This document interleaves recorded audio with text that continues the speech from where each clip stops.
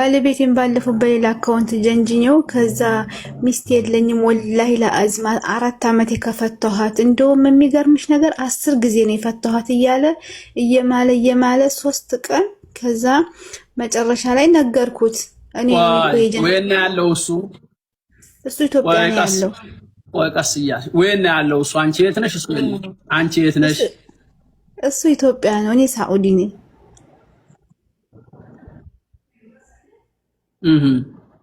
ከዛ የለኝም ብሎ ፎቶ አንቺ ይሄን ለምን አደረግሽ? ሁሉ ጊዜ እኔ ጋራ ሲያወራ አሞኛል፣ ደክሞኛል፣ በጣም ስራ ቢዚ ነኝ ይላል። ይሄማ የኢትዮጵያ ወንድ ሁሉም ጸባው እንደሆነ እሺ፣ ቀጥል። ዛሬ ደም ግፊቴ ደግሞ ተነስቶብኛል፣ እስኪ ብስጭት እያለኝ ነው ይላል። ከዛ አሞታል እያልኩኝ በቃ አንተ አልደውልበትም። ከዛ ሌላ ሴት መስዬ ሳወራው ደግሞ ምንም አይተኛ፣ በቃ ዝም ብሎ ያወራል በጽሁፍ። ሲደውል ደግሞ ጓደኛዬ ታወራዋለች። ከዛ የኔ ፍቅር ታዲያ መቼ ነው የምትመጪው? እኔ ጋራ ሲሆን ችግር ብቻ ነው የሚያወራው፣ ኑሮ ውድነት ነው የሚያወራው። ከዛ ጅንጀና ሲሆን ደግሞ የኔ ፍቅር እርዚቁ ባላህ እጅ ነው፣ ነይ ቶሎና እዚሁ እንጋባ እሺ፣ ትዳራችን ይሻለናል ይላል። ከዛ 3 ቀን ከጀነጀንኩት በኋላ እኔ እኮ ነኝ የጀነጀንኩህ። እንግዲህ ደግሞ ሲያወራ ምንድነው የሚለው? ሚስት የለኝም ወላሂ ለአዚም ነው የምልሽ፣ ሚስት የለኝም ከፈታኋት 4 ዓመቴ አለ። ከዛ እሺ ስትፋቱ ገንዘቧን ሰጥተሃታል አለችው። ከዛ አዎ መቼ አብረን ሰርተን ሲጀመር ትንሽ እኮ አብረን የቆየ ነው። ሁሉም ቤቱም ሱቁም መሬቱም ያለው ገንዘብ ሁሉ የኔ ነው። ብር አልቸገረኝም። በቃ ደስ የሚል ሐላል ትዳር ነው የናፈቀኝ። የኔ ፍቅር ነው ይልኝ እሺ ይላል። ከዛ እሺ ብር ቆይ ሱቅ አላችሁ እናንተ? ሱቅ አላችሁ? ሱቅ ካለው አንቺ ለምን ተሰደርሽ? ባልሽ ጋር እዛው አትቀመጭ ነበር? ሱቅና እንዴ ብር ካለ ለምን መጣሽ? እኔ ነኝ እኮ የከፈኩት። እዚህ 10 ዓመት ከተጋባን 10 ዓመት ነው አዲስ አበባ የከፈኩለት። በአንቺ ብር ነው የከፈተው? እዚህ አብረን ነበር። እሱ ተይዞ ሲገባ አንድ ልጅ ነበረን። ልጁን ይዞ ገባ። እኔ ደግሞ እዚህ እየሰራሁኝ ቤቱንም መሬቱንም ሱቁንም ነኝ፣ ሁሉም ነገር ነኝ። ከዛ ሁሉም የኔ ገንዘብ ነው እና ይልኝ እኔ ሐላል ትዳር ነው ያማረኝ ይላል። ከዛ ሻኩና ሁሉ ነገር ታሱ ይሄንን ሲልዩ እናቴ አሁን ይሄንን ሲልሽ ስታዋሪው እንዲህ አድርገሽ ፎቶ ላኪ፣ በቪዲዮ ልሽ፣ ምን አይነት ነሽ? ጥቁር ነሽ? አረንጓዴ ነሽ አይደል? ምን ነው ዝም በደፈናው እንደሚያወራው እና ምን ላክሽ? ቆንጆዬ አንዲት የምታምሪ ከፌስቡክ አምጥቼ ላኩለት። አውረደሽ ሌላዋል። አዎ ከዛ አቤት ስታምሪ አንደኛ አለ። ከዛ ያንተ ላክልኝ ብዬው ማለት ነው። በጧት ተነስቶ ጺሙን አስተካክሎ በቃ እንዴ ወላሂ ቆንጅዬ ሆኖ ላክልኝ። አሁን እኔ ፎቶ ላክልኝ ስለው ማለት ነው ዝም ብሎ የማይረባው ላክ እያደረገ እጪ የማያምር እንደው አይሰለጥንም እያልኩ ዝም አለው። ጅንጀላ ሲሆን አማምሮ ተኳኩሎ ላክ አረግልኝ ወላሂ። ከዚህ ከ4 ቀን በኋላ 3 ቀን ጀንጅኝ ድምፁን ከቀዳሁ በኋላ እኔ ነኝ መቼም ወደድክም ጠላህም እኔ ነኝ ያስደነጀንኩህ። ካሁን በኋላ ኒካ የለህም አልኩት። ለምን 10 ጊዜ ነው የፈታኋት። 10 ጊዜ ስለፈታኋት ኒካ መመለስ አልችልም፣ ቆይቻለሁ 4 ዓመት ነው ምናምን ስላለ ከዛ እኔ መሆኔን ሲያቅ አረ ረጃአቱ ብዬሻለሁ አለኝ። የዛኑ ቀን ማለት ነው 10 ጊዜ ፈታሁ እያልክ ነው እንደ ረጃአቱ የምትለው? ሲጀመር አልፈልግህም አልኩት። 10 ጊዜ እንደማይቻል ስለማቅ ነው እንደዛ ያልኩት አለ። እና አብሬ መኖር አልፈልግም፣ ያው ገንዘቤን ተካፍዬ መውጣት ነው የምፈልገው። እና የእሱ ኒካህ አለ ወይስ የለም? እንደው ከባድ ነው ልጄ። አሁን ይሄ አንደኛ ነገር አንቺም ትልቅ ስህተት ሰርተሻል። ጥፋትሽ በሸሪዓው እንደዚህ አይደረግም። ሚስት ባሏን በእንደዚህ አድርጋ በሰው ሌላ ሴት ነኝ ብላ እንደዚህ ነኝ ያለ ከፌስቡክ አውረደሽ ቆንጆ ሴት ስትልኪለት አንቺ ለምሳሌ አሁን ድጉልጉል ልትሆኚ ትችላለሽ። ዝም ብለሽ ጎማዳ መልክለሽ ልትሆኚ ትችላለሽ። እሱ ደግሞ አገኘሁ ብሎ ሀብትም ንብረትም አለ ብሎ ልቡ ዝቅ ይላል ማለት ነው። ይፈልጋል ወንድ ነውና። እና ይሄንን ማድረግሽ ለባልሽ የወንጀል በር የከፈትሽው አንቺ ነሽ።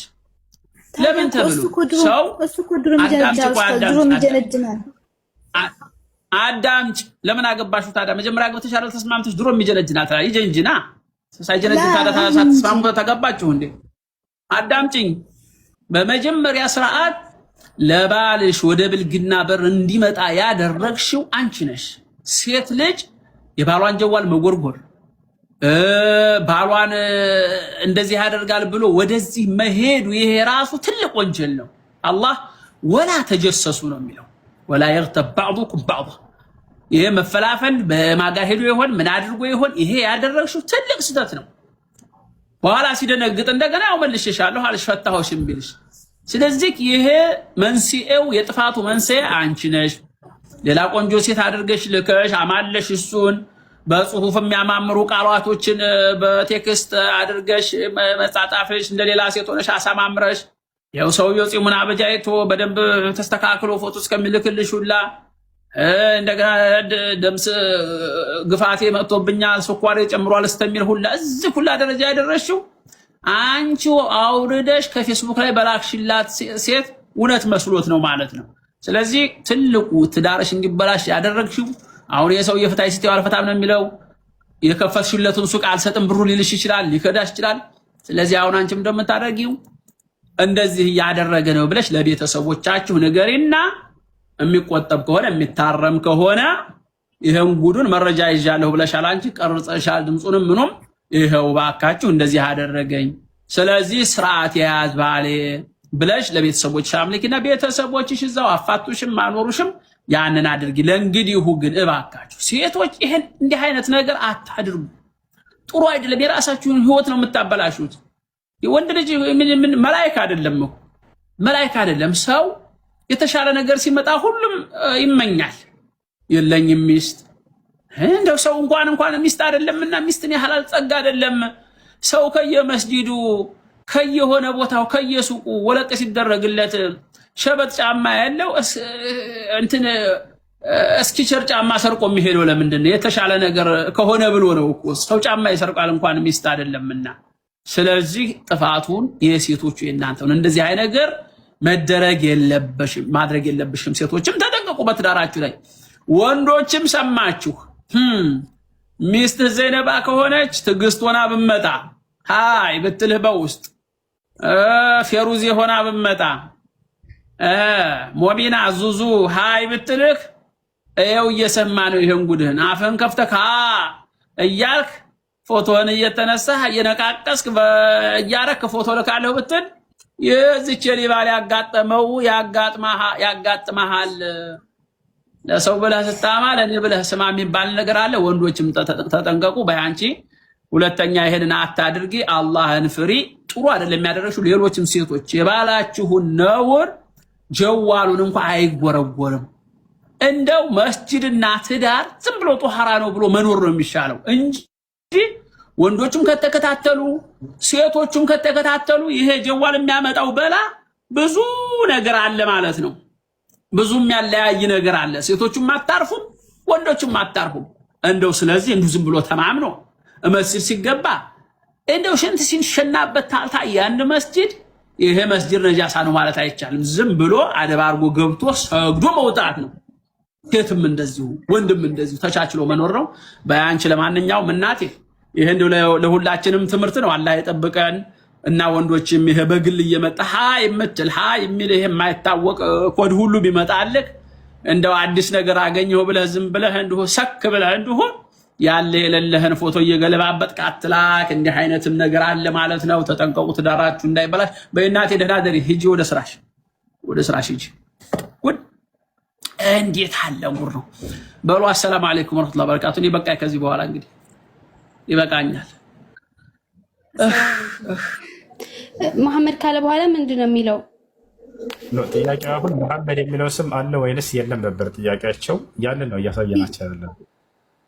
እሺ ማለት ማወቅ ስለፈለኩ ነው። እኔ እህቴ ሰልማን ላይ ባንተ እጅ ነው ሻዳ ያዘችው። ብዙ ነገር አስተምራኛለች። ስለ እስልምና ብዙ ነገር ተምሬያለሁ። ብዙ ቦታም ጠይቄያለሁኝ።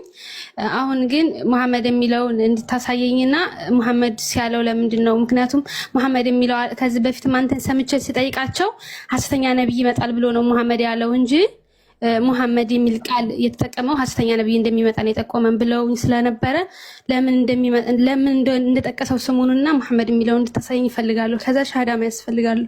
እሺ አንደኛ እዛ ቦታ ላይ ሐሰተኛ ነብይ ምናምን የሚል ቃል የለውም። እዛ ላይ ማሪ የሰለሞን ላይ ነው። አንደበቱ ጣፋጭ የሆነ ብሎ አንስቶታል። አንደበቱ ጣፋጭ ብሎ ማለት እንግዲህ አንደበት ጣፋጭ ሊሆን የሚችለው የአምላክን ቃል የሚናገር በመሆኑ ነው። ገብታችኋል አይደል? ነቢዩ ሙሐመድ ሰለላሁ ዐለይሂ ወሰለም አምላክ አላህ አንደበታቸውን ሲያወድስላቸው በቁርአን እናያለን። ወማ የንጢቁ ዐኒል ሀዋ ብሎ ማለት ነው። ኢን ሁወ ኢላ ወሕዩን ዩሓ። ምን ይላቸዋል? ሙሐመድ በአንደበቱ ከእኔ የሚተላለፍለትን ራእይ እንጂ አይነግራቸውም ብሎ አንደበታቸውን ያወድሳል። እዚያም ላይ ምን ይላል? አንደበቱ ጣፋጭ የሆነ ብሎ ገልጾታል። እርሱም ውዴ ነው ብሎ ገለጸ። እዚያ ላይ ውዴ የሚለው ቃል አምላክ ከማንም በላይ ቅርብ አድርጎ የወደደው አካል ነው። ነቢዩ ሙሐመድ ሰለላሁ ዐለይሂ ወሰለም ቃል በቃል ምን አሉ? ኢነላሃ ቀድ ኢተኸዘኒ ኸሊለን ከመ ኢተኸዘ ኢብራሂመ ኸሊል አሉ። አላህ ከማንም በላይ ውዱ አድርጎ የያዘው እኔን ነው አሉ። የሚገርምሽ እዚያም ላይ ቃል ምን ይላል? እርሱ ውዴ ነው፣ የኢየሩሳሌም ልጆች ወይ ይሄን እወቁ እያለ ይነግራቸዋል። ከማንም በላይ አምላክ ውድ አድርጎ የያዘው እኔን ነው ብለው ተናገሩ ሐዲስ ላይ። አምላክም ቃል በቃል አንደበታቸውን ሲያወድስ፣ አንደበቱ ግን ሐሰትን አይናገርም፣ ከእኔ ዘንድ የሚተላለፍለትን ራእይ ብቻ ነው የሚናገረው ሙሐመድ ብለው አወደሳቸው። እየተናገረ ያለው ስለ እርሳቸው ነው። ቀጥታ እዚያ ቦታ ላይ ሄደን ስናየው ጊዜ መጽሐፍ ቅዱስም ላይ ወደ ዕብራይስጡን ቀጥታ ስንተረጉመው ሙሐመድ ብሎ አስቀምጦታል። ራሱ ሙሐመድ አይ ስለ ሰው አይደለም ስለ ግለሰብ አይደለም የሚናገረው ሌላ ትርጉም ነው ብለው ይነግሯቸዋል። ስለ ሰው ነው፣ ለዚያም ስለ ወንድ ልጅ ስም ነው። እዚያው ላይ ማብራሪያው ላይ ላሳይሽ። ይህ እየተናገረ ያለው ስለ ወንድ ልጅ ስም ነው። ያና እዚህ ጋር ይገኛል ሙሐመድ የሚለው ይታይሻል? አዎ ይታየኛል። አዎ ሙሐመድ ይላል። ስለምንድን ነው የሚናገረው? ከወዲሁ እዚህ ጋር ያብራራዋል። ያው የንግግር ክፍል ስም ነው። የምን ስም? የወንድ ስም ነው። የወንድ ልጅ ስም ነው። ይሄ ስም እዚህ ጋር የተቀመጠው ሙሐመድ ይላል እዚያው። ነገር ግን አማርኛ ላይ የሰው ስም አይደለም ጣፋጭ ነው አንደበቱ ምናምን ብሎ አስቀምጦታል። የሚገርመው ቢቀይሩትም እንኳን አማርኛው የሚገልጸው እርሳቸውን ነው። ከማንም በላይ አንደበቱ ጣፋጭ የሆነ ብሎ አላህ በቁርአን ላይ ወማ የንጢቁ ዐኒል ሀዋ አንደበቱ ከራሱ ከልብ ወለዱ የሚናገር አይደለም። ኢን ሁወ ኢላ ወሕዩን ዩሓ ከእኔ ዘንድ የሚተላለፍለትን ራእይ ብቻ በአንደበቱ የሚናገር ነው ብሎ አንደበታቸውን አወደሰ። ከዚያ ምን አለ ቀጥሎ? ይህ ነው ውዴ እያለ ገለጻቸው። እዚሁ የአማርኛው መጽሐፍ ቅዱስ ላይ ሻለርላ አምላክ ከማንም በላይ ውዴ ብሎ የገለጸው እርሳቸውን እንደሆነ ሐዲስ ላይ ቃል በቃል አለ። ኢነላሃ ቀድ ኢተኸዘኒ ኸሊለን ከመ ኢተኸዘ ኢብራሂመ ኸሊል አሉ። አላህ እኔን ከማንም በላይ ውዱ አድርጎ ይዞኛል አሉ። አብርሃምን ውዱ እንዳደረገ ብለው ተናገሩ። አብርሃምን ውዱ አድርጎታል። ነገር ግን ከማንም በላይ እርሳቸውን እንደያዘ ቀድመው ተናገሩ። ይህ ነው ውዴ ብሎ የገለጻቸው እርሳቸውን ነው አምላክ ከማንም በላይ የወደደውና ያቀረበው። ይህን ይመስላል።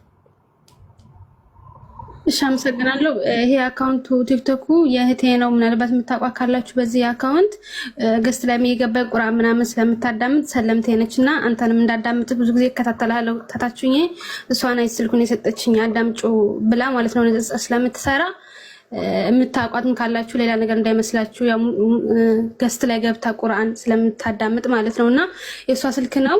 እኔ አሁን ሻሃዳ መያዝ ፈልጋለሁ። አሽሃዱ ሻሃዱ አላህ ኢላሃ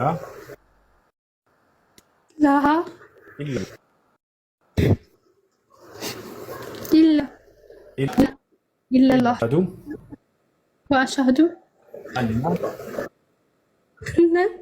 ሙሐመድ ረሱሉላህ።